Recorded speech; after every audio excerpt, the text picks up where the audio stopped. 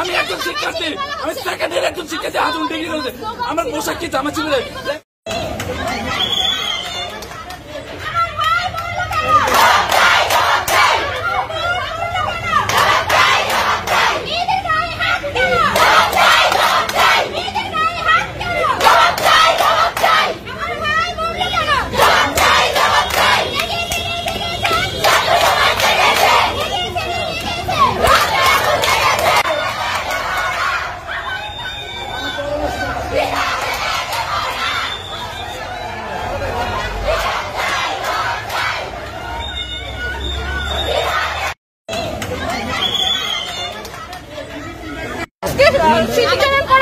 এটার উপলক্ষে আমরা আসছিলাম, কিন্তু এখন